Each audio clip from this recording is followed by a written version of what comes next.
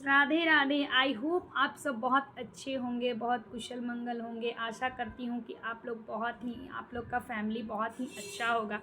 तो हमारे लाइफ के बारे में मैं आपको बता रही थी कि मेरी लाइफ में क्या चल रहा था, बचपन से लेकर आज तक मैंने क्या झेला क्या नहीं झेला। तो मैं आपको बताई थी, सेकंड पार्ट तक बता चुकी हूँ इससे पहले वाले वीडियो में। मेरा फर्स्ट पार्ट, सेकंड पार्ट, अब मैं थर्ड पार्ट बना रही हूँ। तो मेरा थर्ड पार्ट ये था कि मेरी दादी जब गुजर गई तो मेरे दादाजी ने मुझे सर पे बिठा लिया। मैं जो बोलती थी वो करते थे, और मतलब मेरा हर चीज़ को कहना मानते थे। और जब मैं 9th क्लास में गई तो मेरे दादाजी को टेंशन होने लगा कि इसके मम्मी पापा नहीं हैं, मतलब पापा भी हैं तो सही नहीं है थोड़ा। मतलब मम्मी के मरने से मैं आपको सभी पार्ट में बताई हूँ कि मेरे पापा का क्या हालत हो गया था। तो मैं दोबारा से रिपीट नहीं करना चाहती हूँ, मैं अपनी लाइफ को ज़्यादा खरोचना नहीं चाहती हूँ।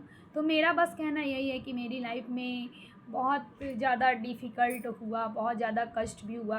तो मेरी 9th क्लास में शादी करा दी है मेरे दादाजी टेंशन में रह के। और मेरे से मेरा छोटा भाई था, मेरी बहन थी, मैं ये सब वीडियो में डाल चुकी हूँ। तो मेरा शादी हो गया, 9th क्लास में थी करीबन मैं। 9th क्लास आप एज लगा सकते हो कि 9th क्लास क्या एज मायने रखता है। और मैं कंटिन्यू पढ़ती ही रही, जब से मम्मी एक्सपायर की। मैं 5 साल की थी तब से मेरी मम्मी एक्सपायर की, तो कंटिन्यू पढ़ते ही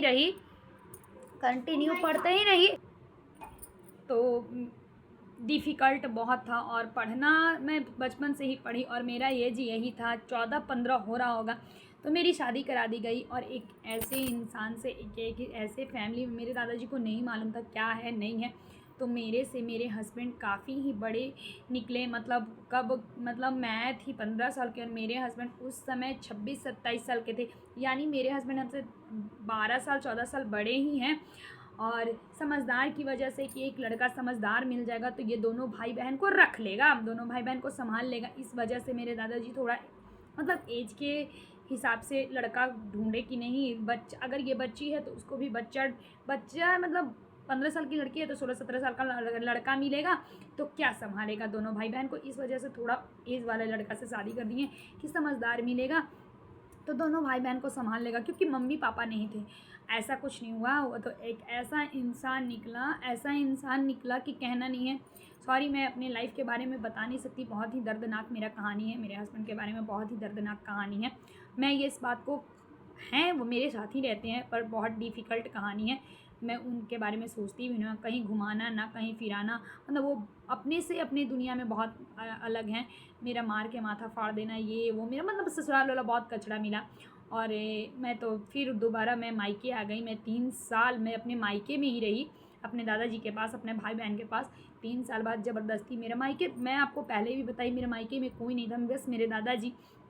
फिर से दोबारा मेरे दादाजी वो लोग के फैमिली में फिर से मुझे भेजा। मैं 18 साल की उम्र में, बहुत लोग मुझे टॉर्चर किए, ये लड़की गंदी है, ये लड़की अच्छी नहीं है, ये लड़की अपने हस्बैंड के पास रहना नहीं चाहती है, ये लड़की ही ख़राब है। ऐसा कुछ नहीं था। बहुत कम एज में शादी होने की वजह से मैं अपने एडजस्ट नहीं कर पाई। मैं आपको सब कुछ बताई और सब कुछ डिटेल में भी बताऊँगी। तो मैं 18 साल की हुई तो जब मेरे हाथ में, मैं डॉल से खेलती थी जब मेरी शादी हुई थी। तो अपनी कहानी बताने में मुझे दर्द भी होता है, बहुत ज़्यादा तकलीफ़ भी होता है। तो मैं जब 18 साल की थी तो मेरे हाथ में एक नन्ही सी छोटी सी प्यारी सी गुड़िया आई, और मेरी उस समय से मेरी दुनिया कुछ अलग हो गई। मैं बस यही सोचती थी कि मेरी ज़िंदगी अब इसी से शुरू होती है और इसी पे ख़त्म होती है। उससे पहले मैं सोचती थी कि मेरी दुनिया है ही नहीं। लेकिन जब वो मेरी लाइफ में आई, मेरी गुड़िया, जो कि आप लोग मेरे वीडियो में कभी देखे होंगे मेरी लाडो को, आज वो मेरी लाडो 12 साल की हो चुकी है। आज 12 साल की मेरी लाडो है। तो मैं उसी में अपनी दुनिया ढूंढने लगी, मैं जीना सीखी उसी को देखकर, और उसकी वजह से मैं बहुत खुश रहने लगी। 18 साल, आज के डेट में 30 साल 32 साल लड़की लोग को उम्र हो रहा है तब जाकर शादी हो रही है। मेरी 15 साल में शादी हुई, 18 साल में जाकर मेरी लड़की हुई। और उस हिसाब से आप लगा सकते हो मेरा एज, कि मेरा एज क्या होगा। तो इस वजह से मैं और कुछ नहीं कह सकती। और इससे आगे मैं आपको ब्लॉग में बताऊंगी। उसके बाद 6 साल बाद, 6 साल में बहुत संघर्ष की मैं, और मैं अपने ससुराल के बारे में मैं आपको बताई कि मैं उस ससुराल में किस तरह से एडजस्ट की, किस तरह से रही, किस तरह से सब कुछ किया।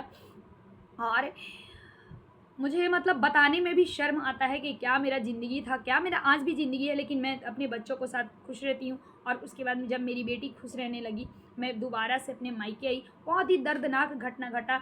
मेरे देवर मेरे घर बसाने वाले थे, दोबारा बुलाना करना सब कुछ मतलब खर्चा चलाने वाले वही थे। तो उनका एक्सीडेंट हो गया, एक्सीडेंट में उनकी मौत हो गई। मौत होने के बाद मेरी दुनिया ही कुछ अलग हो गई। मैं गाँव में रहने लगी, 2-3 महीना गाँव में रही। मैं दादाजी से रिक्वेस्ट की और दादाजी ने मुझे बुलाया। मैं रांची आई। रांची आने के बाद मैं रांची में आज भी मैं रांची में हूँ, यानी कि मैं 10 साल से रांची में हूँ। इसके आगे का पार्ट देखने के लिए बने रहिए हमारे ब्लॉग में। और आपको मेरा ब्लॉग कैसा लगता है आप लोग ज़रूर बताइएगा। और मेरी दर्दनाक कहानी आप लोगों को अभी तक कैसी लगी, और इसके बाद की कहानी 10 साल के बाद से कहानी आपको नेक्स्ट ब्लॉग में 4th पार्ट में मिलेंगे। तो बाय बाय।